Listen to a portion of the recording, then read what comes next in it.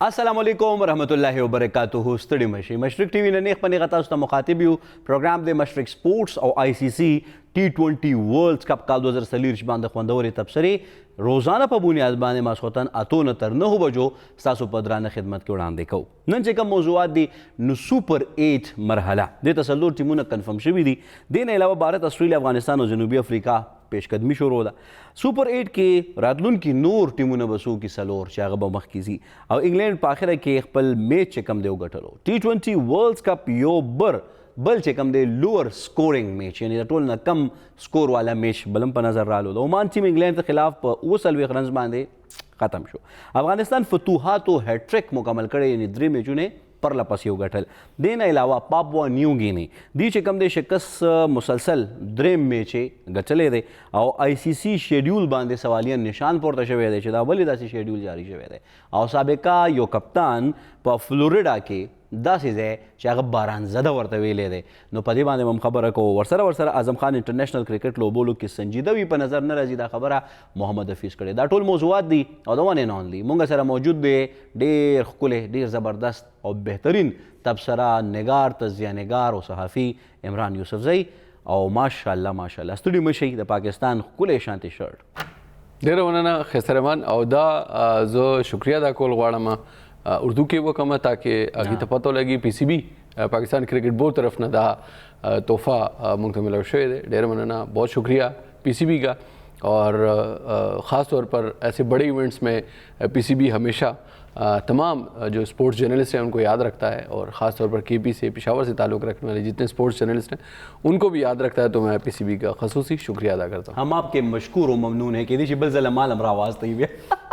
बहरहाल इमरान भाई ढेर मेहरबानी चिता सो मतलब दादे चेनन बमौजूआत तरफ तराजी दफ़ा से गपशप के मुखबरों का सुपर 8 मरहला से कम दे तसल्लुर टीमों ने कन्फर्म शो कम दी दादी जी ग्रुप A ना इंडिया दे ग्रुप B ना ऑस्ट्रेलिया दे ग्रुप C ना अफगानिस्तान दे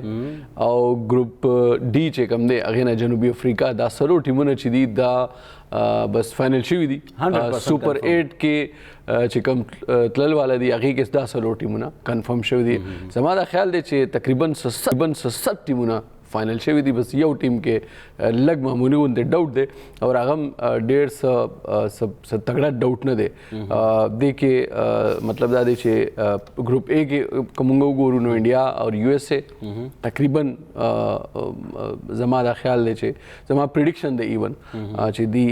सुपर 8 तरह से दिली दी ग्रुप B के ऑस्ट्रेलिया न अलावा स्कॉटलैंड और इंग्लैंड दे दोनों के भी और टीम्स ही और ज़मादा ख्याल है इंग्लैंड तकरीबन 80-70-90% बल्कि चांसेस ही वाली छे स्कॉटलैंड द्रे मैचों कड़ी दी दो गटली दी और यो नो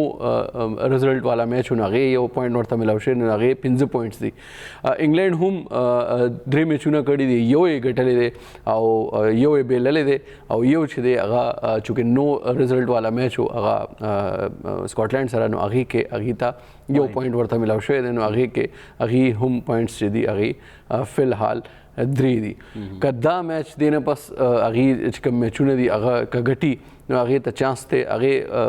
चूँकि दोनों मैचों ने चाहिए आगा आसान टीमों ने सर दी इंग्लैंड चिकम नोर मैचों ने दी यो इंग्लैंड नामीबिया सर दे और बल चे दे ओमान सर दे और तुम्हारा ख्याल दे चे इंग्लैंड उनते डिफेंडिंग चैंपियन और ब्या मतलब दुमरा तगड़ा टीम कदे नामीबिया और ओमान नम नगटीन ब्या पकड़दा थे रावांजल के दी एडो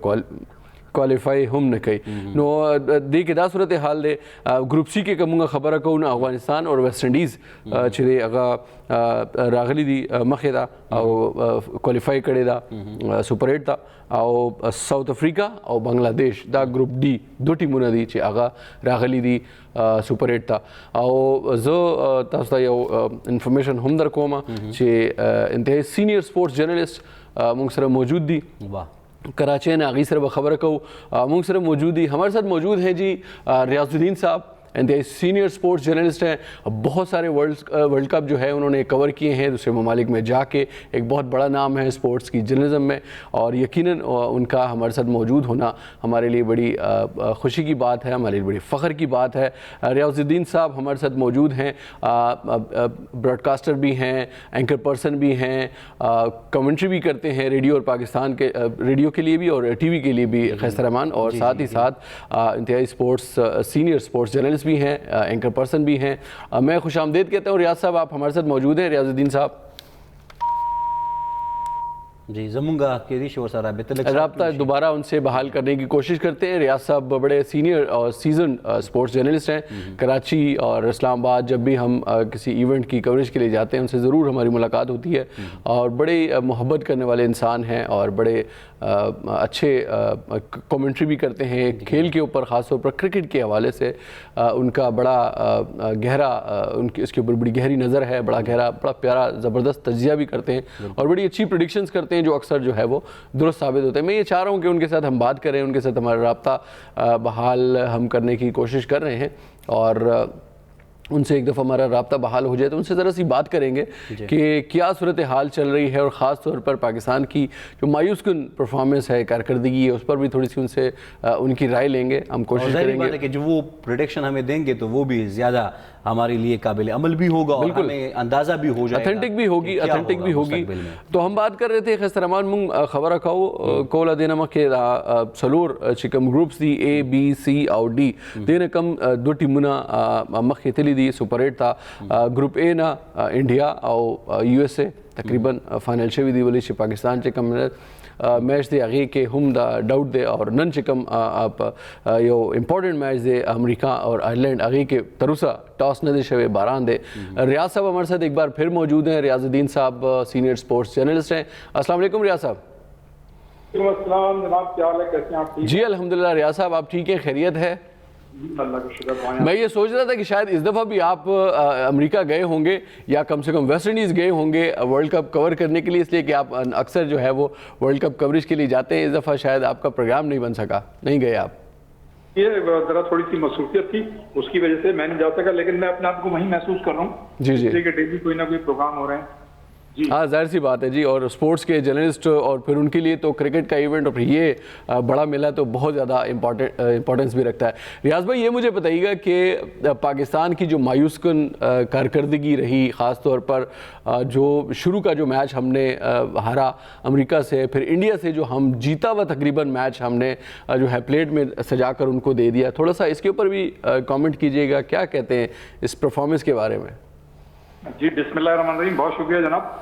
देखें बात यह है कि सॉरी टू से विद ऑल ड्यू रिस्पेक्ट, हमारे माशरे की इखलाकी अक़दार जो हैं वो कलेप्स करती जा रही हैं और ज़िंदगी के मुख्तलिफ शोबों में उसका रिफ्लेक्शन है और जाहिर है पाकिस्तान क्रिकेट जो है वो भी उससे बाहर नहीं है। तो मैं ये समझता हूँ कि हमारी कमोवेश तमाम ही चीज़ें जो है इनातात पजीर हैं और हम लोग कभी भी कोई लॉन्ग टर्म प्लानिंग के तहत जो है अपनी चीज़ों को लेके नहीं चलते। आप ये देखिए कि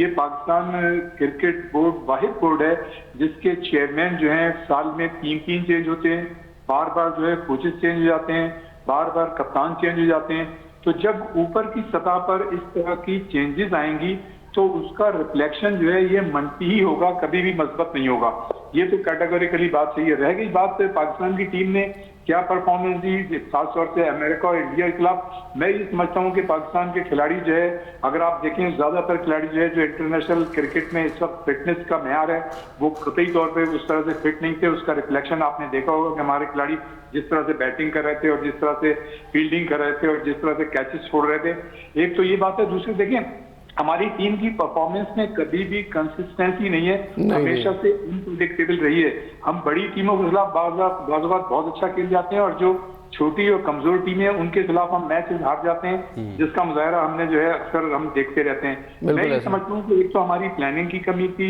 एक जो हमारी मतलब एग्रेशन होना चाहिए और जो इत्माद होना चाहिए वो हमारे खिलाड़ियों में कतई नहीं था। मेंटल टफनेस लेवल की हमारे खिलाड़ियों में कमी थी और मैं फिटनेस लेवल का तो पहले ही जिक्र कर चुका हूँ और प्लानिंग की भी मैं बात कर चुका हूँ। तो और एक बात, दूसरी बात ये कि आजकल जो क्रिकेट है वो जदीद क्रिकेट जो है स्मार्ट क्रिकेट है। इसमें जो है T20 में जो वेरिएशन आती है मतलब मैच के दौरान उसको जो है सही तरीके से हैंडल करना होता है। दूसरी बात ये कि जब करंट और प्रेशर सिचुएशन होती है तो उस वक्त अपनी चीजों को मैनेज करने की सलाहियत कप्तान में भी होनी चाहिए, जो खिलाड़ियों में भी होनी चाहिए। और मैं ये समझता हूँ कि जो अमेरिका और इंडिया के मैच में उसमें हमारी कप्तानी जो है हमें कहीं भी नजर नहीं आई। जिस तरह से डिसीजन लेने चाहिए थे, जब करंट जो प्रेशर सिचुएशन थी, जिस तरह से हैंडल करना चाहिए थे, हमारे खिलाड़ियों के दिमाग जो है माउट हो गए थे। और ये जो है हमारी पूरी कौम का मिजाज है, जिसका रिफ्लेक्शन जो है टीम के खिलाड़ियों पर भी है। और आप ये देखें कि हमारे खिलाड़ी प्रोफेशनल खिलाड़ी हैं, जबकि अमेरिका की जो टीम है वो एमेचर खिलाड़ियों पर मुश्तमिल है। दूसरे ये कि अमेरिकन टीम में कुछ ज्यादातर खिलाड़ी जो हैं वो बाहर के दूसरे मुल्कों के हैं, खास ज्यादातर जो वेस्ट इंडीज के, पाकिस्तानी भी एक दो खिलाड़ी हैं, इंडियन खिलाड़ी हैं। तो आप ये देखें कि इसके बावजूद कि उनके ताल्लुक मुख्तलिफ मुल्कों से था, लेकिन उसके बावजूद उनकी जो प्रोफेशनल अप्रोच थी वो देखने से ताल्लुक रखती थी, उनका फिटनेस लेवल देखने से ताल्लुक रखता था, उनका एग्रेशन देखने से ताल्लुक रखता था, उनकी अटैकिंग क्रिकेट देखने से ताल्लुक रखती थी। देखें, सबको पता है कि निसाओ जो क्रिकेट ग्राउंड है उसकी जो है ड्रॉप इन पिचेज हैं, उसमें शुरू से प्रॉब्लम था। और इसलिए प्रॉब्लम था कि ये जो ड्रॉप इन पिचेज होती हैं, इसमें ज्यादा जब मैचेस होते हैं उसके बाद फिर ये सही होती हैं, सपोर्टिंग विकेटें बनती है। लेकिन इसमें तो डायरेक्ट इंस्टॉल हुई और मैचेस शुरू हो गए, तो सबके लिए एक ही तरह के एनवायरमेंट था, एक ही तरह की कंडीशन थी। तो मैं ये समझता हूं कि कोई इस तरह की प्रोफेशनल खिलाड़ियों को ऐसी कोई मतलब एक्सक्यूज नहीं है कि इसमें परफॉर्मेंस नहीं दे सके। ये कप्तान का भी फेलियर है, खिलाड़ियों का भी फेलियर है, फिटनेस लेवल का भी फेलियर है, मेंटली टफनेस लेवल का भी मतलब इसमें फेलियर है। हम आसाब जो है वो अपने मजबूत नहीं रख सकते। और खासतौर से इंडिया के खिलाफ मैं समझता हूँ वर्ल्ड कप की तारीख में पहली मर्तबा आपको इतना आसान हदफ मिला था कि आप मैच जीत सकते थे। जी बिल्कुल, बहुत आसान हदफ था और यकीनन हम इसको जीत सकते थे, लेकिन हमने कोशिश नहीं की। रियाज भाई, मुझे ये बताइएगा कि एक चीज़ होती है जब हम ग्राउंड में उतरते हैं तो बॉडी लैंग्वेज से लगता है कि ये खिलाड़ी जीतने के लिए उतरे हैं और इनका जज्बा जो है वो जीतने का है। मुझे अभी भी ये फील होता है कि जब पाकिस्तानी टीम इंडिया के खिलाफ मैदान में उतरी थी तो कहीं से किसी एक मौके पर भी मुझे कम से कम ये फील नहीं हुआ कि पाकिस्तान के खिलाड़ियों ने कोशिश की हो, एफर्ट की हो। हालांकि 119 का बड़ा ही कमज़ोर हदफ होने के बावजूद इंडिया के जो कप्तान थे रोहित शर्मा, उन समेत जितने खिलाड़ी थे उन सब ने आखिर गेंद तक जो है वो फाइट की और शायद उनको इस बात का अंदाज़ा था कि हम आखिर तक अगर लेके जाएंगे तो ये मैच हम जीत सकते हैं। आपको लगता नहीं है कि हमारे खिलाड़ी या तो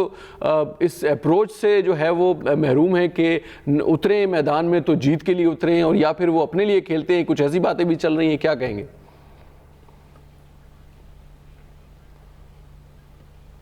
रिया साहब, हमारी आवाज आ रही है आप तक?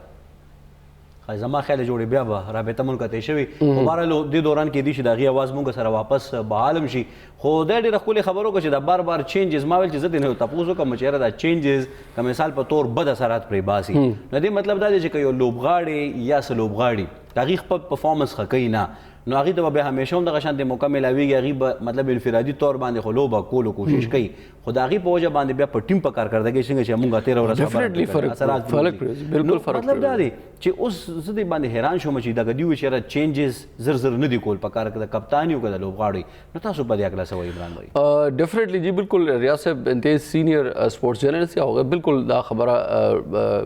ट्रू करे दा देख के इस शक निश्ता दे वाली गुर मैनेजमेंट बार बार तब्दीली और ब्या मैनेजमेंट सतह बांधे योकस चेयरमैन शी बल्ब और पसे कोर्ट ततली बल्ब वापस राशि नो पहला वाला ही अगब कोर्ट ततली नो दायो शेवना दा सीधी चाहे डायरेक्ट इम्पैक्ट कई प्लेयर्स बांधे टीम बांधे मैनेजमेंट बांधे और स्पेशली अगी पर लोबा बांधे जमादा ख्याल दे चे दे तीर सोम्याश तो के दा मतलब योजल रमीज राजा लाड़ो अगी पर नजम सेठी साहब रागो अग चलाड़ो अगे न पस यो बलकस रागो अग वापस लाड़ो ब्या नजम सेठी साहब रागो चाग लाड़ो अगे न पस दाओ मोहसिन नकवी साहब कम से कम दी के मुस्तकिल मिजाजी पकार दे दी के मुस्तकिल मिजाजी जका पकार दे चिदा सुमर मुस्तकिल मिजाजी बवी सा टीम मानदे दे खास रात प्रोजी। रियाज साहब हमारे साथ एक बार फिर मौजूद है। रियाज साहब, मैं ये पूछ रहा था कि बॉडी लैंग्वेज से कहीं नहीं लग रहा था पाकिस्तान और इंडिया के मैच में 119 का कमज़ोर हदफ होने के बावजूद इंडियन खिलाड़ियों ने, खासतौर पर कप्तान ने आखिर तक फाइट की। क्या कहेंगे इस बारे में? देखिए, इंडियन टीम का जो कॉन्फिडेंस लेवल है वो हम सबके सामने है और उसका मतलब बेहतरीन मिसाल ये है कि वर्ल्ड कप के दौरान हम सब मतलब 8 मैचेस हुए तो हम तकरीबन 6 या 7 मैचेस हार गए, 1 मैच हारा है। भारत की टीम के खिलाफ हमारी जितनी भी दूसरी टीमें खेलती हैं उनका जज्बा जो है इतना बड़ा चढ़ा होता है, चाहे हॉकी की टीम को देखें या दूसरी टीमों को देखें। देखिए, हार और जीत जो है वो तो खेल का हिस्सा है, हार और जीत तो होनी है, बिल्कुल, लेकिन कम से कम अगर आप लड़ के हारें तो कौम को मायूसी ना हो, अफसोस नहीं होता। अभी तो आपने कौम कौम को बड़ा दुख और तकलीफ दी है, लोगों के आंसू निकले हैं। आप अगर लड़ के हारे हैं तो उसमें कोई मुजायका नहीं है, ठीक है, फतह और शिकस्त खेल का हिस्सा है, कोई हारता है कोई जीतता है, लेकिन आपने बिल्कुल दुरुस्त निशानदेही की है कि बॉडी लैंग्वेज जो है ना हमारी, उसकी वजह यह है कि हमारे मतलब टीम में सॉरी टू से विद ऑल ड्यू रिस्पेक्ट 2 या 3 ग्रुप काम कर रहे हैं। और जब आप इतनी जल्दी मतलब चेयरमैन हटाएंगे, कोचेज हटाएंगे, कप्तान हटाएंगे, चले वर्ल्ड कप आपने इंडिया का जो हुआ था लास्ट ईयर आपने हार दिया, आपने कप्तान भी चेंज कर दिया और आपने उसके बावजूद जो है वो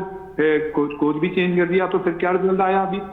कुछ भी नहीं आया। कहने का मकसद ये कि जो भी आपकी पॉलिसीज हैं वो लॉन्ग रन होनी चाहिए, उनमें इत्मीनान नजर आना चाहिए। आप कोचेस को भी टाइम दें, आप साथ साथ जो है वो खिलाड़ियों कप्तान को भी टाइम दें कि एक टाइम होता है, और जब अगर आपने किसी को हटा दिया कैटेगरी करी तो फिर आपने उसे हटा दिया तो फिर हटा दिया, अगर किसी को रख लिया तो फिर आप उस पर इत्मीनान करें। कहने का मकसद ये गैरी क्रिस्टन मतलब ये कि आ गए, अब गैरी क्रिस्टन ने क्या किया? कुछ भी नहीं किया। बात यह है कि जो आपके प्लेयर्स हैं इनको 60 से 70 80 100 मैचेस खेले हुए प्लेयर हैं, इनको कोई ऐसी कोचिंग की जरूरत होती है? नहीं होती। सिर्फ इनको ट्यून फाइन करने की जरूरत होती है। और ग्राउंड के अंदर जब कोई बैटर या फील्डर या बॉलर है तो उसकी नजर जो है जहां पूरे एनवायरमेंट पे होती है, कंडीशंस पे होती है, उसके साथ साथ उसकी नजर जो स्कोर बोर्ड होता है उस पर भी होती है, और उसको देख के जो बड़े खिलाड़ी हैं वो चलते हैं। पैट कमिंस की आपने कप्तानी जोगी होगी, उनकी टीम बिल्कुल ऐसे खेली थी, उनके मतलब बॉडी लैंग्वेज देखें। अच्छा, आप वही बॉडी लैंग्वेज आप अमेरिकन टीम की देखें, हालांकि उनकी टीम में मुख्तलिफ मुल्कों के खिलाड़ी हैं, लेकिन उनका जो है जज्बा अपनी टीम के लिए सादिक है। और उनकी आप ट्रेनिंग देखें, उनका एक एक प्लेयर आपको एक्टिव नजर आएगा, स्मार्ट नजर आएगा, और उनकी मतलब जो कंसंट्रेट कर रहे थे जिस तरह वो अपने खेल में। तो मैं समझता हूँ कि जो आपका बुनियादी सवाल था कि हमारे खिलाड़ियों की बॉडी लैंग्वेज, उसकी वजह यह है कि हमारे यहाँ 2-3 ग्रुप बने हुए हैं और वो जो है नहीं चाहते एक दूसरे के खिलाफ। तो मैं नाम नहीं लेना चाहता इसमें, आपने देखा कि जिस अंदाज से हमारे बाकी खिलाड़ियों ने बैटिंग की है, जिसके अंदाज से हमारे बाकी खिलाड़ियों ने बॉलिंग की है, अगर उस वक्त वो सही बॉलिंग करते तो हमारी टीम नहीं जीत सकती थी। बिल्कुल जीत सकती थी, यकीनन। रियाज साहब, एक चीज़ मुझे और थोड़ी सी बताइएगा कि जब हम जाहिर सी बात है, इससे पहले भी ये वाली सिचुएशंस होती रही हैं। मंसूर साहब 2 दिन पहले मेरे साथ मौजूद थे तो उनका भी ये कहना था कि हर वर्ल्ड कप में, हर बड़े इवेंट में हम कैलकुलेटर लेके बैठे होते हैं या होठों पे दुआएं लेके बैठे होते हैं अपनी टीम के लिए। लेकिन एक चीज़ होती है कि जब खिलाड़ी मैदान में उतरते हैं, डेटा सारा उनके पास होता है, उनको सारी चीज़ें बताई जाती हैं। पाकिस्तान और कनाडा के मैच में इतनी सुस्ती के साथ हमने वो स्कोर चेज किया है कि हमारा नेट रन रेट भी आगे नहीं बढ़ सका। यानी उसमें भी टॉस जीतकर बजाय इसके कि हम बैटिंग करते, एक बड़ा टारगेट जो है वो सेट करते, उसके बाद कनाडा की टीम को, चूंकि वो कमज़ोर टीम थी, उसको कम स्कोर पर आउट करते ताकि हमारा रन रेट बेहतर होता। हमने फिर उनको जो है वो बैटिंग दे दी, खुद फील्डिंग की, और फिर उसके बाद जब वो चेज़ किया वो भी हमने जाके 18वें ओवर में चेज़ किया। तो आपको लगता है कि खिलाड़ियों को नहीं पता था कि हमें रन रेट हमारे लिए कितना इंपॉर्टेंस है रखता है? यही तो अलमिया है कि मतलब आजकल के जो खिलाड़ी हैं उनको तो स्मार्ट होना चाहिए, इंटेलिजेंट होना चाहिए। कप्तान को भी इंटेलिजेंट, सबसे ज्यादा तो जिम्मेदारी कप्तान की होती है कि उसको इंटेलिजेंट होना चाहिए। वो टीम को लीड कर रहा है तो उसको फ्रंट में आना चाहिए था। जो अमेरिका और मतलब उसके साथ इंडिया के साथ मैच हुए, हमारे जो कप्तान है वो आप देखें फ्रंट में नहीं आए, उन्होंने जो है मतलब ऐसे बैट्समैनों को उस मौके पर भेज दिया जिनको भेजना ही नहीं चाहिए था। रह गई बात जो आपने स्पेसिफिक कैनेडा की बात की है, तो ये आपकी बात बिल्कुल सही है कि जब आप 2 मैचेस हार गए थे तो आपकी तो पूरी प्लानिंग और आपको कंसंट्रेट करना चाहिए था कि आपने उनको कम से कम ओवर में आउट करना। अगर आप 14 ओवर के अंदर आउट करते तो आपका जो रन रेट है वो आपका बेहतर हो जाता, तो आपको फायदा होता। बिल्कुल आपने सही कहा कि ये इनको नहीं पता, ये बच्चे थोड़ी हैं, ये लोग जानते हैं, लेकिन उन्हें भी पता है। ऐसा नहीं पता है, बदकिस्मती ये है कि हमारे यहाँ कभी भी किसी भी चीज में चेक एंड बैलेंस नहीं है, ना किसी को सजा दी जाती है। तो सबको ये पता है कि आप जितना बड़ा मतलब गलत काम करेंगे उतनी बड़ी आपकी बचत है। तो दूसरी बात यह है कि इन तमाम लोगों के अपने अपने ताल्लुकात हैं, उनके पीछे से मतलब बैक मजबूत है, इन्हें पता है कुछ नहीं होगा। अभी जो देखें, एक सवाल के अलावा मैं बात कर रहा हूँ, जो सर्जरी की बात हो रही है, अव्वल तो ड्यूरिंग मतलब ये टूर्नामेंट सर्जरी की बात आनी नहीं चाहिए थे। उससे जो है टीम का टेम्पो जो है खराब होता है, टीम जो है खिलाड़ी डीमोरलाइज होते हैं, नहीं होना चाहिए था। लेकिन आप सर्जरी मैं कहता हूँ होगी नहीं, हो ही नहीं सकती। जो 2-3 खिलाड़ी हैं वही जाएंगे। हाँ, अगर सर्जरी करनी है तो इसमें कम से कम 7 या 8 खिलाड़ियों को आप फारिग करें, और उसके लिए फिर आपको लाइटर मूड में बात कर रहा हूँ कि सैनिटाइजर से फिर आपको हाथ भी अच्छे तरीके से धोने पड़ेंगे। अच्छा रियाज साहब, मुझे एक चीज़ बताइएगा, जो सर्जरी की बात आपने भी की, उससे पहले मोहसिन नकवी साहब का आपने हवाला दिया, तो सर्जरी तो उस सूरत में होगी जब आपके पास आपकी बेंच पे पीछे खिलाड़ी मौजूद होंगे। हमारी तो बेंच स्ट्रेंथ भी नहीं है, मुझे तो पीछे कोई ऐसे क्योंकि हमारे पास जो बड़े टूर्नामेंट्स या इवन वर्ल्ड कप में अपनी टीम के लिए जो खिलाड़ी हायर करने की जो एक वाहिद क्राइटेरिया है वो PSL है। यानी PSL में आप अच्छा परफॉर्म करें, आ जाएं जी कौमी टीम के साथ और फिर वर्ल्ड कप भी खेलें, बड़े बड़े इवेंट भी खेलें। उस्मान को हमने ट्राई किया, उस्मान तो इतना डर डर के खेल रहा था कि मुझे इंतहाई हैरत हो रही थी कि वही उस्मान है जिसने दो दफ़ा जो है वो सेंचुरी की है PSL में। तो बेंच स्ट्रेंथ हमारी कैसी है रियाज साहब? हमारे पास पीछे मुतबादिल खिलाड़ी हैं? देखिए, मुताबादिल खिलाड़ी हो या नहीं हो, लेकिन एग्जाम्पल सेट करने के लिए, लॉन्ग टर्म प्लानिंग के लिए और अच्छे मतलब उसके लिए पॉजिटिव चीज़ों के लिए आपको कहीं ना कहीं आके एक डिसीजन लेना पड़ेगा और कैटेगोरिकली जो है वो बाकायदा आपको सज़ा देनी होगी। अगर आप सज़ा और जजा का कानून नहीं रखेंगे, देखें ये तो प्रोफेशन के लिए लाखों करोड़ों रुपए खिलाड़ी जो है कमा रहे हैं, एक मतलब टीम में आ जाता है तो लाखों रुपए उसके बन जाते हैं। अब जैसे हसन अली गए टीम के साथ अभी वर्ल्ड कप के मतलब जो 20 खिलाड़ियों की टीम अनाउंस की थी इंग्लैंड के दौरे पे, कोई पूछ सकता है इनसे कि उसको क्यों लेके गए थे आप? भाई उसी जगह आप जो है फर्स्ट क्लास क्रिकेट का, डोमेस्टिक क्रिकेट का आउट स्टैंडिंग परफॉर्मर ले जाते, उसको ही 40-50 लाख रुपए मिल जाते, लेकिन वो आपने हसन अली को दी, क्यों दिए? दोस्ती यारी निभाई। तो जब आप दोस्तियां यारियां निभाएंगे और जो हकदार खिलाड़ियों के साथ आप नाइंसाफी करेंगे तो जब नियतें खराब होंगी, बींग मुसलमान हमारा तो ये इस पे मतलब फेथ है कि अगर आपकी नियतें खराब होंगी तो आपको कभी भी आपको रिजल्ट पॉजिटिव नहीं मिलेगा। रह गई बात ये एहतसाब की, तो एहतसाब तो आपको करना होगा चाहे आपका बेंच स्ट्रेंथ हो या नहीं हो। जब तक आप एग्जाम्पल सेट नहीं करेंगे आप आगे नहीं बढ़ेंगे। देखिए हार तो आप अभी भी गए ना, और चलते मुसलसल हारते चले आ रहे हैं, तो अगर हार के डर से आप कोई बड़ा डिसीजन नहीं लेंगे तो जिंदगी भर फिर हारते रहेंगे। लेकिन अगर आपको वाकई मतलब फ्यूचर में कोई पॉजिटिव काम करना है और आप चाहते हैं कि आपकी टीम जो है इंटरनेशनल मेयार पे अच्छी परफॉर्मेंस दे, तो आपको इस तरह के फैसले लेने पड़ेंगे। जब तक आप एग्जाम्पल सेट नहीं करेंगे करप्शन के खिलाफ या इस तरह की मतलब मेरिट जो सही मतलब जिनको मिलनी चाहिए और जो मतलब गलत मेरिट पे आ जाते हैं उनके खिलाफ जब तक नहीं करेंगे, आपकी टीमें जो है कभी भी परफॉर्म नहीं करेंगी। इस उम्मीद पे कि जी जैसे अब चैंपियंस ट्रॉफी आ रही है, अभी बात तो सर्जरी की हो रही है लेकिन आप नहीं करेंगे, इसलिए कि हमारे सामने तो माजी की मिसालें हैं ना हर चीज में। हॉकी फेडरेशन में देखें 2-2 फेडरेशन बन गई, 2-2 कैंप लग गए, सारी सब कुछ हो गए, और उन पे गबन के इल्जाम हैं फेडरेशन के लोगों पे, मतलब मुबैना तौर पे जो इल्जाम हैं जो एक आम तासुर है। लेकिन आप बताएं कि क्या हुआ? आज तक हुआ कुछ? मुझे मतलब कोर्ट में केसेस हैं, सब कुछ वैसे ही चल रहा है, सब मामला वैसे ही चल रहे हैं। तो मैं ये समझता हूँ कि कोई हिसाब वगैरह नहीं होगा, ना कोई सर्जरी होगी, और इस खौफ और डर की वजह से कि जी आगे चैंपियंस ट्रॉफी आ रही है तो चलो भाई मट्टी पाओ, चलो आगे चलो। तो मैं ये समझता हूँ कि सर्जरी अगर नाम ले लिया है तो फिर तो इसमें से 7-8 खिलाड़ी फारे हैं, और ये इस डर खौफ से हम निकल जाएंगे जी हमारी टीम नहीं बनेगी, बेंच स्ट्रेंथ। भाई जो डोमेस्टिक क्रिकेट में अच्छी परफॉर्मेंस दे रहे हैं, जो फर्स्ट क्लास क्रिकेट में खून पसीना और बड़े अच्छे खिलाड़ी हैं, आप देखें उसामा मीर जिसकी हाईएस्ट विकेट टेकर था, आपने उसको टीम भी नहीं लिया। अबरार को आप साथ लेके गए, अबरार को आपने एक मैच भी नहीं खिलाया, एक मैच भी नहीं खिलाया। नियत की खराबी है। अच्छा, मुझे फाइनली एक छोटी सी और चीज़ बताइएगा रियाज साहब चलते चलते कि ये मॉडर्न डे क्रिकेट की अपने हम बात करते हैं, आपने भी अभी बात की, तो क्या हम जो T20 का फॉर्मेट है ख़ास तौर पर जो मुख्तसर फॉर्मेट है, 20 ओवर होते हैं, 6 ओवर में आपको पावर प्ले में ठीक ठाक स्कोर करना होता है या आपकी विकटें आपने लेनी होती है अगर आप बॉलिंग कर रहे हैं, तो मॉडर्न डे क्रिकेट जो कि अटैकिंग क्रिकेट है, जैसे आप अफगानिस्तान की गेम देखते हैं या न्यूजीलैंड की या दीगर टीमों की या इंग्लैंड की और ऑस्ट्रेलिया की, तो मुझे आपको नहीं लगता कि ये सर्जरी के दौरान सबसे पहले तो हमारे टीम जो खिलाड़ी हैं उनके दिलों से खौफ निकालना चाहिए कि भाई आपने 4-6 ओवर के बाद भी आउट होना है और पहले भी तो कोशिश तो करें कम से कम मारने की। आप 50 बॉल खेल के अगर 30 रन बनाएंगे तो T20 में उसका फ़ायदा होगा?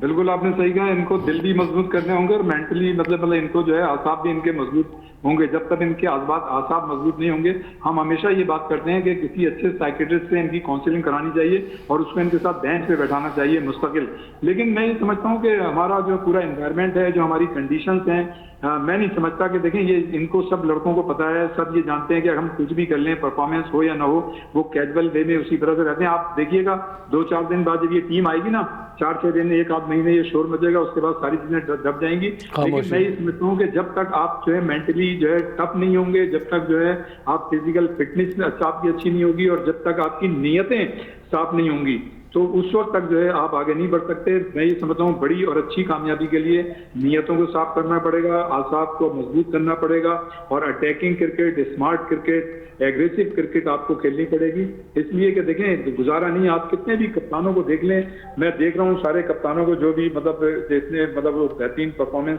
पेश कर रहे हैं, सारे कप्तान जो इस वक्त पार्टिसिपेट कर रहे हैं। मिचेल, आप ये देखें पैट कमिंस की जगह वो एतमाद के साथ मिचेल मार्श को ले आए, इसलिए कि वो एतमाद करते हैं, लेकिन और उन्होंने अप्रूव भी किया है। अब आप देखें जो बटलर आए, ठीक है इंग्लैंड की टीम को प्रॉब्लम है, लेकिन राशिद खान आप देखें अफगानिस्तान की टीम के किस तरह से वो परफॉर्मेंस दे रहे हैं। अब नजरुल हसन चंटू जो है वो बांग्लादेश के, वो आप देखें किस तरह से डटे बेहतरीन परफॉर्मेंस। रोहित शर्मा मतलब मैं समझता हूँ दुनिया क्रिकेट के चंद अच्छे कप्तानों में से बिल्कुल ऐसे ही है। तो ये अब अगर हम सारे कप्तानों का आप देखें, अब एडन मार्करम को देखें, साउथ अफ्रीका की टीम जो है वो जाहिर है क्वालिफाई कर गई है। तो ये कप्तानों के ऊपर भी डिपेंड करता है कि वो किस तरह की परफॉर्मेंस पेश कर रहे हैं। आप ये देखें बॉडी लैंग्वेज, आप बात कर रहे थे अमेरिका की, वो जो मोंग पटेल है, क्या नाम है उनका, मेरे ख्याल से मनांग पटेल नाम है उनका, मनांग पटेल। उनके चेहरे देखें, उनकी बॉडी लैंग्वेज देखें, कितना मतलब ये कितने रिलैक्स होते हैं वो, बिल्कुल रिलैक्स होते हैं, कॉन्फिडेंट होते हैं। और हमारे यहाँ आप ये देखें कि मतलब जब उनके ऊपर क्रुशियल स्टेज आता है तो कप्तान बाकायदा उस खिलाड़ी को, बॉलर को चेहरे पे नजर आती है उनके, जी नजर आता है, समझाता है। तो हमारे यहाँ ये अब आप देखें ना, जैसे अपना आमिर था, जब वो बॉल कर रहा था उसने 18 रन दिए थे, तो क्या उस वक्त ये चीज नहीं बनती थी कि आप जो है उसके करीब जाएं, चाहे आप उससे हंसी मजाक की बात करें, लेकिन अगले जो भी आप बात कर रहे होंगे तो बैटर्स पे तो सामने वाले पे एक साइकोलॉजिकल फर्क पड़ेगा ना कि यार सही है, पता नहीं इसको टीम इस वाला दे रहा है। जावेद मियां जब कप्तान हुआ करते थे, जब विकेटें नहीं मिल रही होती थी तो वो जो विकेट कीपर था उसके पैड को खुद बांध लेते थे और विकेट कीपर से गेंद करवाते थे और विकेट कीपर विकेट भी ले लेता था। ऐसा ही है। कहने का मकसद ये कि आप कप्तान को नजर आना चाहिए ग्राउंड के अंदर कि यार तुम कप्तानों वेरिएशन करें, एग्रेशन करें, आपके उसमें नजर आएगी आप कप्तानों। तो ये है सारी चीजें। देखें क्या होता है, अब आप देखें ना कि वहां पे ऑस्ट्रेलिया जो है वो क्वालिफाई कर गई, और आप देखें स्कॉटलैंड जैसी टीम क्वालिफाई कर रही है, इंग्लैंड के लिए उन्होंने जो है मुश्किलात खड़ी की है नहीं, इंडिया निकल गई है, यूएसए मेरे ख्याल से। देखिए हम बात करते हैं कि यूएसए खुदा करे बारिश हो जाए, भाई ठीक है अल्लाह ताला जो करता है वो बेहतर करता है, बारिश हो या नहीं हो, लेकिन जो मतलब जो टीम मेरिट पे है तो ठीक है उसको आना चाहिए। अगर आपकी टीम की परफॉर्मेंस खराब है तो आपका हक भी नहीं बनता कि आप जो है वो सुपर 8 के लिए क्वालिफाई करें। इतना मतलब ये कि आदमी को वो बर्दाश्त होनी चाहिए। अफगानिस्तान जैसी टीम देखें वो सुपर 8 में कैसे क्लियर उन्होंने वो आए हैं, कमाल परफॉर्मेंस है, कमाल। थैंक यू सो मच जी, बहुत बहुत शुक्रिया। रियाज साहब हमारे साथ मौजूद है, सीनियर स्पोर्ट्स जर्नलिस्ट, और वक्तन फ़वक्तन हम इंशाल्लाह उनके साथ के आने वाले दिनों में भी बातचीत करते रहेंगे और उनका जो दही कीमती तज्जिया और उनके जो ख्यालात हैं उससे आप सबको मुस्तफ़ीद करते रहेंगे। थैंक यू सो मच रियाज साहब। खैर रहमान भाई, एनवायरमेंट में बदलाव सवालों पे ढेर ज़्यादा दी, मतलब दा چې پدې کې بوس موږ خپلو کې ډسکشن کو یو دماغ لوغې نه پس بیا واپس را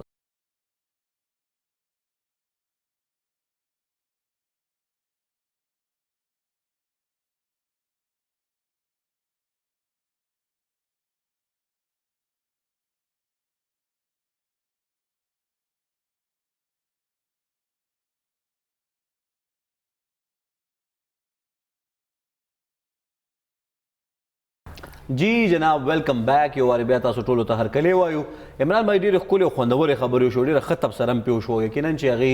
ریاض بھائی چې کوم دی ډېر په ښکلې طریقه سره څیزونه واضحه کوو. ظاهره خبره ده چې کومنټریټر یا چې کوم کتونکي وي نو هغه خو ټیک ټاک تجزیه هم پرې کوي او ګوري هم. خو په دې خبره باندې پوه نه شوم چې هغې دا خبره وکړه چې یو طرف ته په ټیم کې بدلونونه نه دي پکار، بل طرف ته هغه دا وایي چې سزا ورکول پکار دي. نو په دې دواړو خبرو کې لږ غوندې ماته تضاد ښکاره. اغي مطلب دا و چې مطلب که تاسو را بینچ سټرنث شته او که نشته دی، تاسو به لازمي تبدیلی راولئ او هغې وجه دا ده چې کم سے کم څومره پلیئرز هغې چې کم مسټیکس کړي دي یا څومره چې هغې خو دا هم ویل کنه چې ډومestic کرکټ ټرسټ د پلیئرز باندې شوی دی، هغه ټرسټ باندې هغه پوره نه دي هغه شوي. نو پکار دا دی چې هغې ته ګوره چې تو یو میچ ګټې او تا ته انعام ملاویږي، نو پکار دا دی چې یو میچ بېلې نو تا ته سزا ملاو شي. بالکل بالکل سزا او جزا چې هغې خبره وکړه چې سزا او جزا ډېر زیات ضروري دی، او که دا په ستا د ټیم کې मैनेजमेंट کې دا شی نه نو بیا مطلب دا دی چې اوس یاري دوستی والا سیستم دی کنه ته زما دوست دی بس ته راځي او لوبه کې او پرفارم کې او کنه کې بس زما ملګری او ما سره لوبه کې دا شی پکار نه دی او دینه مته تاسو هغه زړه خبر را یادېږي چې تاسو دا ویل چې موږ سره مطلب ټول دنیا سره د T20 ODI او ټیسټ لپاره بیل بیل ټیمونه دي نو پکار دی چې زمونږ والا هم درې ټیمونه موجود دا څه نه دی چې مطلب ټول کمپلیټلی بیل بیل ټیمونه دي مطلب همدغه ټیم وي زمونږ همدغه ټیم دی څه داسې یو خاص مطلب دوه درې بالرز پکې چینج شي دوه درې پکې بیټرز پکې چینج شي ټیک شو آلراؤنډرز پکې لږ ټیسټ کې کم شي او ون ډے کې لږ داسې یو مخصوص هغه پورشن پکاري T20 کې چونکې تاسو ته کم سے کم 6-7 هیټرز او پاورفل هیټرز پکار وي اګریسیو او ریاض صاحب هم دا خبر وکړه چې دا کم ټایم پورې موږ دا اګریشن خپل گیم کې راولونه او کوم مطلب اٹیکنګ گیم بنه کو دا مشکل ده مطلب چې دا بالکل بیل فارمیټ دی بد خبر هم دی بد خبر دی او بریکینګ نیوز دی چې پاکستان د ورلد کپ ICC د دې کال 2023 نه بار شو ځکه چې میچ چې کم دی منسوخ شو او د یقینا چې دا ډیر زیات افسوسناک خبر دی د پوره پاکستاني کام لپاره دا یو بیډ لک دی دا یو بیډ لک خو دی کې د ریاض صاحب خبر کوټ کوم چې هغه چې هغه پرفارمنس امریکا ډیر خو چې تاسو مطلب بالکل تاسو ټیم دی تاسو د قومي ټیم دی تاسو به سپورټ کوي خو دا هم ګوره چې کم ټیم ډیزروینګ دی ٹھیک شو چې زموږ ټیم دا سه پرفارم نه دی کړی چې موږ هغه د لپاره دومره دعاګانې کړې دي هر څه کړی دی خو هغه نه په باوجود هغه پرفارم نه دی کړی ګوره جی کینیډا زه بار بار یادوم کینیډا سره موږ ته یو خو انډیا سره تاسو سره ډېر زبردست چانس و ریاض صاحب هم دا خبره چې تاسو T20 ورلد کپ تاریخ کې فرست ټایم دومره آسان میچ ملاو شو اگینسٹ انډیا ولې چې 2021 کې چې موږ میچ ګټلی و هغه موږ تقریبا 151 سکور هغه کړی و موږ 152 چیز کړی دی په 10 وکټ چیز کړی دی خو هغه نه پس دا یو بل موږ سره چانس و انتهایی امپورټنٹ دی انتهایی ګولډن چانس چې ورته ویلې شي هغه هغه نه مونږه فایده اوچت نه کو بس هغه میش مونږ نه لاړو هغه نه پس کینیډا کې مونږه ګوره دا پکارو زه بار بار وایم چې ټاس انتهایی امپورټنس لري ټیک شو جی تاسو ټاس وګټله پکار دا و چې پاکستان د بیټینګ بابر اعظم دا فیصله کړی چې دی به بیټینګ کړي وي یو غټ سکور به کړي وي او هغه نه پس کینیډا چې کم 30 40 50 60 یا ایون 70 80 کې به راغون شوی تاسو دومره رنډ به بر شوی چې هغه نه تاسو فایده اوچتول او بس بیډ لګ دی زه همغه خو به ظاهره خبره ده چې د کرکټ متعلق خبره کو د لوبو متعلق به خبره کو لوبو او کرکټ ودرېږي نه ځکه چې هر څومره زمونږ ټیم پکې اوس په دې ICC T20 ورلد کپ کې شامل نم دی خو بیا هم د ډیرو خلکو مختلف ټیمونه فیورټ دي مختلف لوبغاړي خوښ دي او پای باندې موږ خبره کو څنګه چې تاسو خبر کو چې پرفارمنس په بنیاد باندې چونکې د امریکای ټیم یو بهترینه او ښه کارکردګي خوده هر څومره کومه په دې باندې تنقید کو چې هلته کې تیار پیچونه راغلي او هغه پیچونه او هغه انوایرمنټ هغه ماحول او آب و هوا سره مختدي خو مطلب دا دی چې لوبغاړي د پاره د ایکسکیوزز نه هغه پکار دی چې په T20 کې هغه لوبه کوي نو ایچریوم هم داسې مایوسکونه لوبونه کې ایچریوم هم ډیفنس کول والا لوبونه کې بلکې هغه چې کم دی اٹیک والا او که تاسو فایټ کوي او هغه نه بعد مطلب بیلې میچ نو کوم بالکل دا منی چې مطلب یا ګوره چې دوه پهلوانان رینګ توزي کنه یو بغټي یو بیلی خو چې فایټ کتا نه کړي کنه نو بیا مطلب ایکسکیوز نه جوړیږي ایگزیکټلی هم داسې دا نو اوس مخکې صورتحال بس عمران بھائی مخکې صورتحال دا دی چې بس یو پوینټ بل امریکا ته ملاو شو هغه الریډي چې د سلور پوینټس وو 5 پوینټس نو دې کې انډیا او USA لاړه سپر 8 تا بل یو ډېر امپورټنٹ میچ شوی دی پاکستان او سوري پاکستان زموږ مازغه ته بالکل هغه شوی دی افغانستان او پاپوا نیو ګینی د دې میچ او دا یو بل یو لو سکورینګ ټوټل دی کې 95 سکور شوی دی دین علاوه انګلند او عمان چې کم میچ دی هغه لو سکورینګ ټوټل دی هغه کې 47 نه هغه 39 دی هغه 39 دی نو انګلند او عمان ترمنځ میچ و دی کې انګلند ټاس وګټله او دا فیلډینګ فیصله وکړ نو هغه ټول ټیم چې دی هغه 47 باندې آوټ شو دا یو طریقې کار دی که تاسو ټاس ګټئ او فیلډینګ کوئ نو بیا پکار دا دی چې 50 انډر 50 کم سے کم هغه ټیم آؤٹ کړي او دی چیز کړی څومره دی تا ته پته شته 3.1 اوور کې 3.1 اوور کې هغه 47 چیز کړی دی 2 وکټې غورځېدلې خو بس هغه پر ټیک ټاک مارداړ کړی دی ټیک شو نو هغه رزلټ سره راغلی دی هغه رزلټ راغلی دی سر جی هغه چې کم هغه دی نیټ رن ریټ دی هغه 3.018 شو یو میچ سره هغه نیټ رن ریټ دومره مخکې لاړو ټیک شو جی هغه نه علاوه په افغانستان سل درې میچ وګټاله هټریک یې وکړو او افغانستان زبیا وایم نه صرف هغه سپر 8 ته تللی دی دا زما پریډکشن دی چې هغه ټاپ 4 کې بم وي بالکل صحیح دا چې کوم سیمی فائنلیست سرو ټیمونه دي ځل افغانستان هم ګټي نو بیا موږ گاونډي ملک خو دې موږ او ډیفینیټلی چې مسلمان ملک دی زموږ برادر ملک دی گاونډي دی او کاغه ګټي دام زموږ یو فتح دا ګورشي هغه زیاتره پلیئرز دي هغه دلته کې لوبه کړې ده بالکل خبره به زموږ جاری وي هم دغه شانته به خبره کوو خو یقینا چې دغه افسوسناک خبر خو موږ تاسو پورې در رسولو چې پاکستان د ICC T20 ورلد کپ کال 2023 نه بار شوی دی د مخ لوی نه پس واپس راځي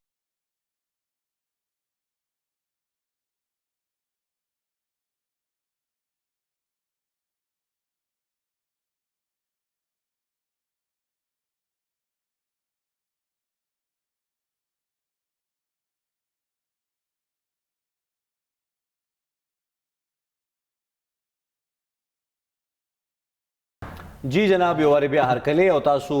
ته موږ خبر درکو چې پاکستان بار شو خو بهر لوز برای شو واپس د نورو لوبو طرف ته ځکه چې لوبي نور هم ډېرې رواني په دنیا کې په سکواش کې د پاکستان کارکردګي وخت په وخت باندې په تاریخ کې ډېره ښه پاتې شوې ده یو ځلې بیا د پاکستان د طرف نه یو ډېره ښه کارکردګي مخې ته راغلې ده او دغه کارکردګي څه ده په دې حواله باندې به خبرې اترې اوس کوو نو یقینا چې عمران بھائی دا ډېره ښه کامیابي ده د سکواش په میدان کې سکواش کې خو خیر مونږ 37 ایئرز نان سټاپ حکمرانی کړې ده جی دا خو مطلب دنیا کې یو ملک هم داسې نه دی چې هغه زموږ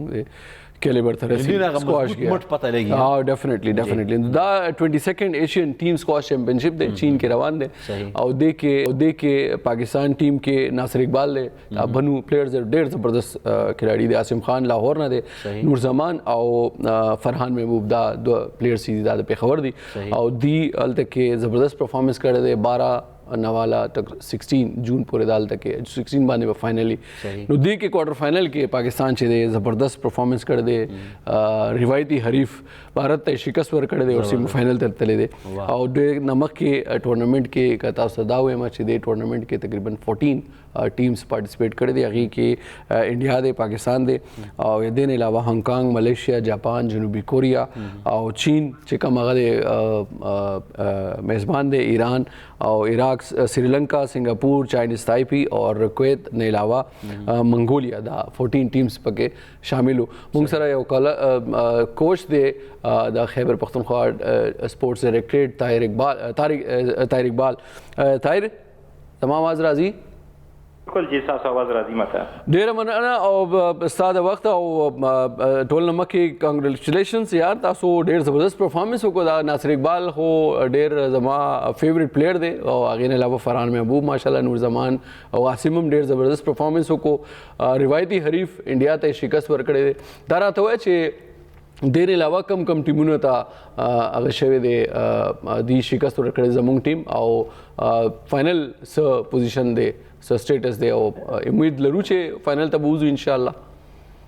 ډیره مننه جی पहिला خو زه تاسو شکریا ادا کوم چې تاسو مال ټایم راکو چې دلته کې تاسو په چینل باندې څه خبرې وکم زه به دا ویل غواړم جی ټول نه पहिला چې انډیا کم ټیم چې دی هغه کرنٹ چې کم ایشین گیمز شوی وو دا هغه چاینا کې دا هغه چیمپیون ټیم دی ګولډ میډلیسټ دی او ګډ ډیفینډینګ چیمپیون او دا ایشین سکواش چیمپیونشپ هم دا ډیفینډینګ چیمپیون دی نو دا دوه ټایټل انډیا سره وې دی نه पहिला هغه اوس ماشاءالله پاکستان بیټ کو او دا زمونږ پلیئر چې کوم دی ناصر اقبال او نور زمان او فرحان محبوب چې کوم دی دا پېښور او د کې پی کې دلته کې کيوب سټیډیم ډایرکټریټ سکواش اکیډمي کې دلته کې خپل ټریننګ کوي او دای چې کوم میچز د نه पहिला په پول سی کې د دې میچز او پول سی کې د چاینیز تایپی ته کوریا ساوث کوریا چې کوم ډیر ښه ټیم واغې د بیټ کو او چاینا ته شکست ورکو چې کوم میزبان و د دې ټورنمنت سیمی فائنل کې به زموږ مقابله چا سره او فائنل امید به لرو ان شاء الله بالکل چې امید ډیر زیات ته لګ مسله یو شته د جیل ته کې دی ته د حلال فود ډیره مسله دالته کې بالکل دی ته فود نه ملاويږي او دی صرف لکه دا کم بسکټس چې دی یا کم ډرینکس دی باندې دی گزاره کوي لګیا دی ډیر زیات کم سیکټری کوچ هم چې دی هغه غریبان منډي وای خو داسې څه خاص فود نه ملاويږي کنه نو لګ وای مونږ ته دا مسله دا چې مونږ ته لګ کرامپس باډي کې راځي او لګ ویکنیس وي او څه چې دی نو تاریخ نه تللی دی ډیفینیټلی صحیح بالکل ټیک دا او دا د چې پر امید خو ان شاء الله چې ټول نه ټیم دی والو نو امید دی چې هانګ کانګ بم وایي او ملیشیا بم ان شاء الله وایي ان شاء الله صحیح ان شاء الله ډیره مهرباني طاهر اقبال مونږ سره د خبرو کولو او یقینا چې وروش وخت دیو کې چې د حلال فود والا مسله دی ته چې دومره لوی ملک دی پکاره چې دی خو انتظام او ډیفینیټلی پکاره د مخلوق نه پس بیا واپس راځو مونږ سره اوسئ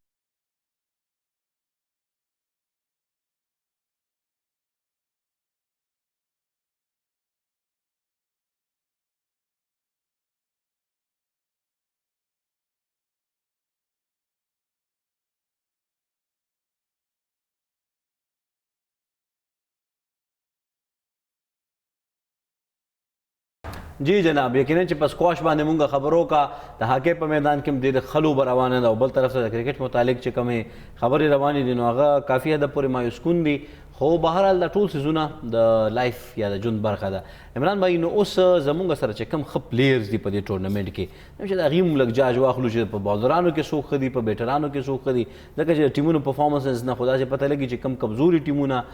کمزوري خو ورته نشي ویلی نوي ټیمونه اسوسییټ زیاتره مطلب دی کې اسوسییټ ټیمونه دي نوي ټیمونه چې کوم زه په ټول نه زیات حیران یم په ویسټ انډیز پرفارمنس باندې 13 ورلد کپ کوالیفای نه وکړي او دې ځل چې دی سپر 8 ته تللی دی او ډېر پاورفل ټیم دی او هغې نه علاوه نیوزیلینډ ته ډېر زیات حیران یم نیوزیلینډ هم بار کېږي آلموسټ بار شو ولې چې هغې هم چانس بالکل نه جوړېږي نو دا ګروپ سی کې دی آسټریلیا سوري افغانستان او ویسټ انډیز دا دوه ټیمونه به دي مخکې او نو ټیمونه چې دي نیوزیلینډ 2 میچونه کړي دي دواړه بېللي دي او -2.425 دا نیټ رن ریټ دی نو ماینس به ختمېږي او دا سکور رن ریټ به ختمېږي او بیا به پلس کېږي او بیا به مخکې ځي نو ډېره مشکل ده ولې چې دی کې ګروپ سی کې چې کوم ټاپر دی افغانستان هغې پلس 2.596 نیټ رن ریټ دی او ورسره چې کوم سیکنډ نمبر باندې دی ویسټ انډیز هغې هم 3 میچونه کړي دي 3 واڼې ګټلې دي 6 پوینټس هغې دي او هغې چې دی 2.596 دا د ویسټ انډیز دی سوري افغانستان 4.230 دا یې نیټ رن ریټ دی او دا هم کم شوی دی دا پلس 5 و 5 پوینټ سمثینګ و نو زما دا خیال دی چې تقریبا اوس زما په خیال یو بل انفارمیشن راغلی دی خپل د ویور سره به شیر کو 9:30 پورې ټایم شته دی 9:30 پورې بیا یو امید راښکاره شو یاره مطلب دا به څنګه امید وي چې کله راځي او کله ځي مطلب دا خو امید نه دی دا خو بجلی شوه چې کله ځي او کله راځي نو مطلب دا دی چې اوس 9:30 پورې به فیصله کیږي چې آیا دا میچ شروع کیدی شي آؤټفیلډ وټ دی لوند دی هلته کې میچ کولی شو نشو کولی نو بس دا صورتحال دی او ګورو چې څه کیږي ولې چې پاکستان خو بهر شو نو زموږ انټرست بس تر دې پاتې دی چې کرکټ به ګورو زموږ انټرست اوس کرکټ کې شو پهله پاکستان ټیم کې یاره دا حقیقت دی دا صحیح خبره ده او دا ټول چې کوم مطلب ایون تجزیه‌کار دي کب شایقین کرکټ دا صرف دا کرکټ لورز دي هغه هم دا وایي چې پاکستان ټیم که بار شي نو بس هغې نه پس هغې صرف کرکټ ګوري چې څوک ښه گیم کوي هغې ته سپورټ کوي موږ ټورنمنټ اخر پورې روزانه زو روزانه باتونه خپل سلسله جاری ساتو بهرحال عمران بھائی ډېره مهرباني تل خا د باد او بریالي اوسئ او د نورو داسې قسم لا پروګرامونو دپاره مشرق ټي وي سره اوسئ په مخامخ